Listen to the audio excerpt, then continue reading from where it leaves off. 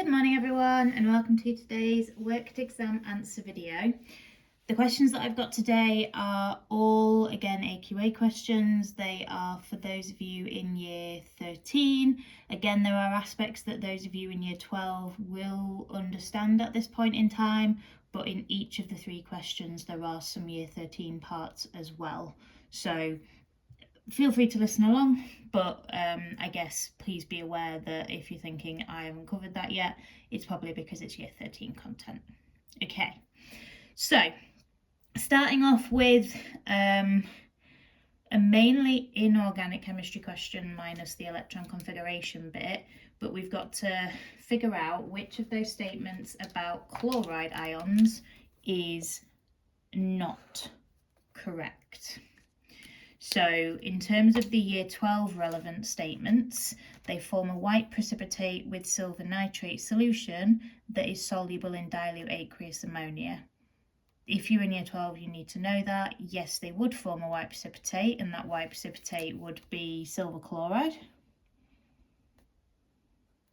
And then that would be soluble in dilute aqueous ammonia, and that would enable us to distinguish between whether the precipitate was white or if it was indeed actually cream, because the cream precipitate of silver bromide would not dissolve. So that is a correct statement, and thus that's not the one we're looking for here. The next one's year 13. They form an octahedral cobalt-2 complex when aqueous cobalt-2 ions are reacted with an excess of chloride ions. So we don't need to specifically know any examples with cobalt as the transition metal, but what we do need to know is that when chloride ions are the ligand, we are not going to get 6 chloride ion ligands around our central transition metal because they're too big and they're charged. So we would always have tetrahedral complexes involving these chloride ion ligands. So that would in fact be COCl4. And then if the cobalt has an oxidation state of +2, each of the chloride ion ligands is -1, +2, -4, -2. So that's what it would be. So that is wrong, and therefore that's the answer that we're looking for, because we're looking for the statement that is not correct. We'll just finish off so that we know why the others are not the answer we're looking for, because they're correct statements. So chloride ions form when chlorine reacts with potassium bromide solution. Yes, because that's displacement. So Cl2 plus KBr, the chlorine will displace the bromine because chlorine is more reactive than bromine. Why? Because chlorine can more easily attract an electron into its outer shell to fill its shell to become an ion. So the chlorine will take the place of the bromine, so the bromine will go from being an ion to an atom, and the chlorine will go from being atoms to ions in this compound of KCl. So that's a correct statement, hence not the one we're looking for. And then they have the electron configuration 1s2, 2s2, 2p6, 3s2, 3p6. So sorry, C was a year 12 question, D is also a year 12 question, and chlorine atoms have an atomic number of 17, so if we're then thinking about chloride ions gaining an electron, we want 18 electrons, and that is also the configuration of argon. And when we have elements becoming ions, the whole point is they gain or lose electrons to get a full outer shell, which matches a noble gas configuration. So that is also a correct statement, hence not the one we're looking for. Okay, so that's the first one. Second one is bringing in organic chemistry alongside shapes of molecules. And for those of you who weren't aware, even though paper 2 is mainly organic chemistry, there is some physical content on there as well. And yes, there's some topics that are physical that are only on paper 2, like kinetics from year 12 and rate equations from year 13. They can also ask you about like amount of substance or structure and bonding or equilibrium in KC or energetics. And with regards to structure and bonding, they could bring in intermolecular forces or shapes in relation to organic compounds. That's what we've done here. So when we talk about the same plane, this is where I'm going to try and use my pens here for trying to show you what we mean by the same plane. So if I had like a trigonal planar shape, all three bonds are in the plane of the screen and the paper. We don't have anything coming up towards the camera or going back down into the table. They're all flat on the surface, whereas if I was to try and show like a pyramidal shape, you'd have your triangular based pyramid, which I seemingly can't get, and then there'd be a lone pair on the top. So that's not all in the same plane, because if I was to then draw that in 2 dimensions, you'd have one in the plane of the paper, you'd have one coming up towards the screen, which you draw using your wedge, and then you'd have one going back down into the kind of book and table, which would be drawn as a wedge.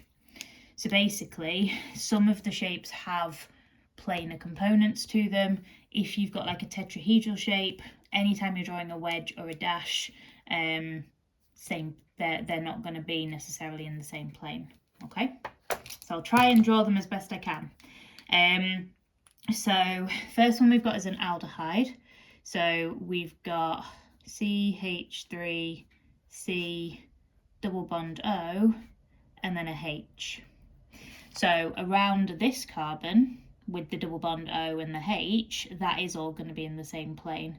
But this carbon's got 4 bonding pairs, so that's then going to be tetrahedral. So one of them is going to be coming out of the paper towards us, and one bond is going to be going back into the table. So whilst this carbon has a trigonal planar shape, this one is tetrahedral. So they're not all in the same plane. Next up, CH3NH2.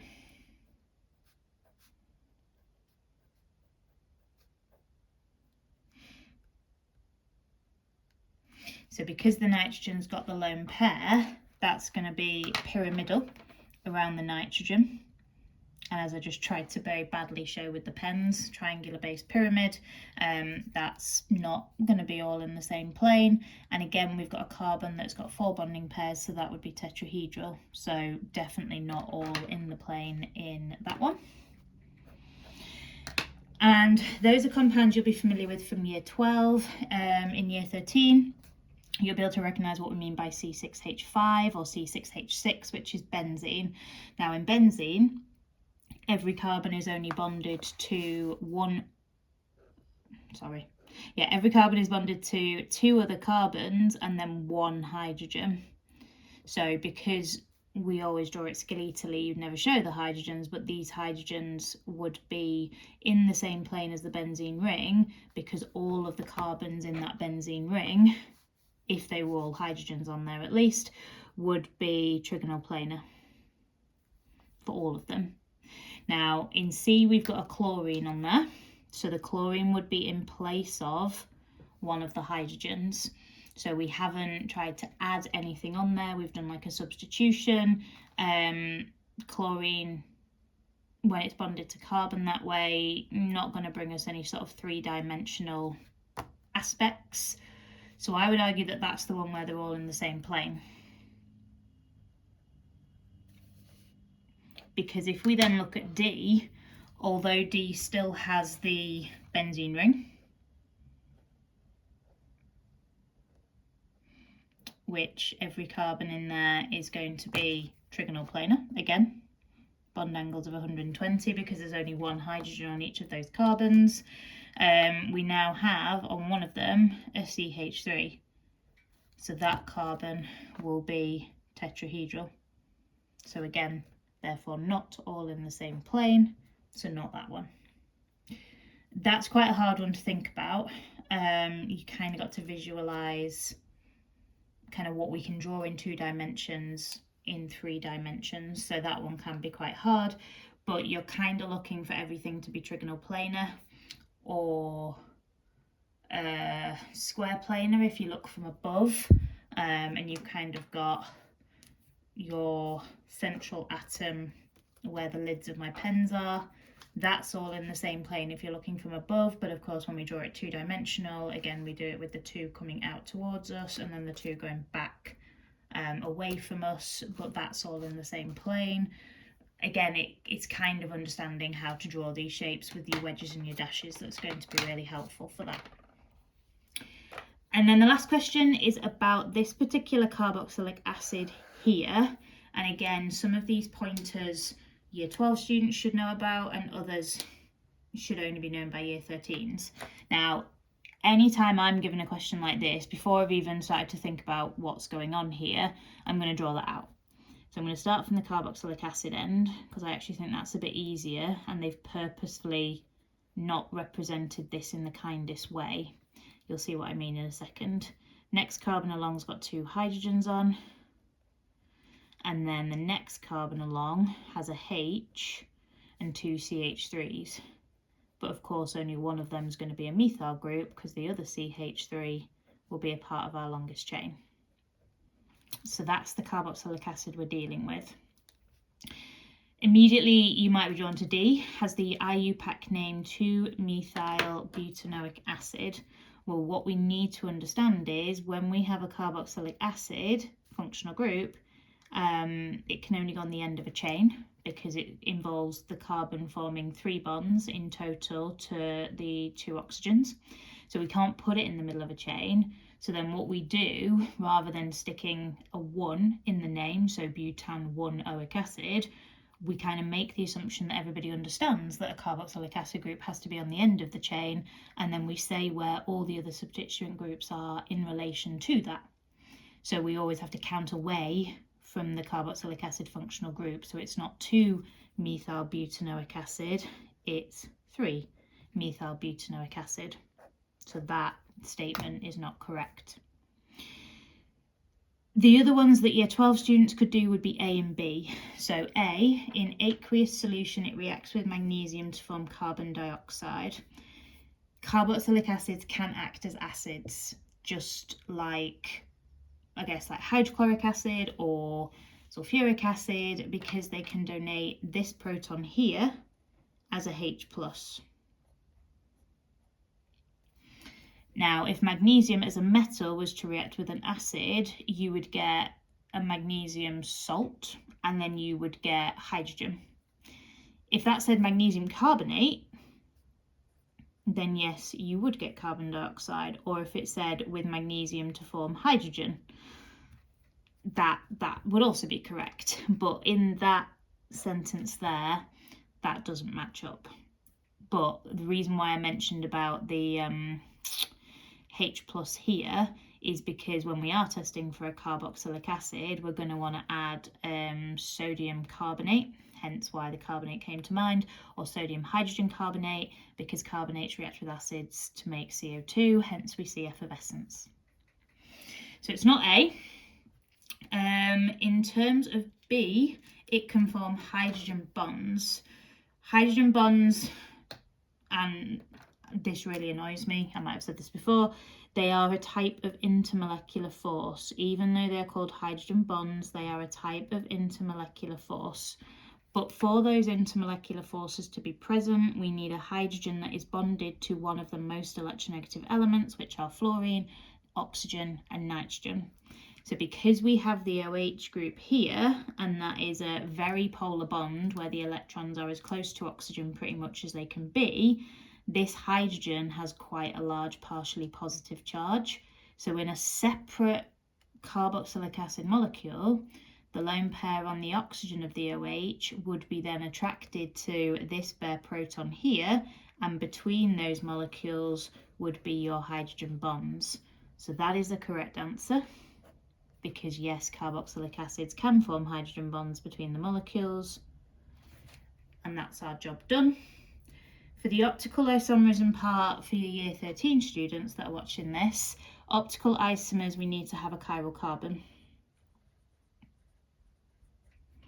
And so, as we now know that this statement is not correct, because we've identified the correct one, there therefore cannot be a chiral carbon. There cannot be a carbon that is bonded to 4 different atoms or groups of atoms. And when you draw it out, it's perhaps a little bit easier to see, although I would argue you can probably see that from the structural formula as well. So anytime you've got a double bond to an atom, that's never going to be chiral, because that counts as 2 bonds to oxygen. And of course, especially not here, because it's then got a 3rd bond to oxygen, although that's an OH. So that first carbon, no. Second carbon, no, because there's 2 H's on that one. Third carbon, no, because you've got the CH3 for the methyl, and then this CH3 here, so no. And 4, you've got 3 hydrogens, so there is no chiral carbon, so that one is wrong. Hopefully I've explained those okay, guys, but please do ask if I've been unclear with anything I've said, or you've got any follow-up questions or any recommendations following this video. Yeah, just let me know how I can help and I will help. Okay, thank you so much for your support, thank you for watching, and I hope you're all looking after yourselves as best you can. Take care.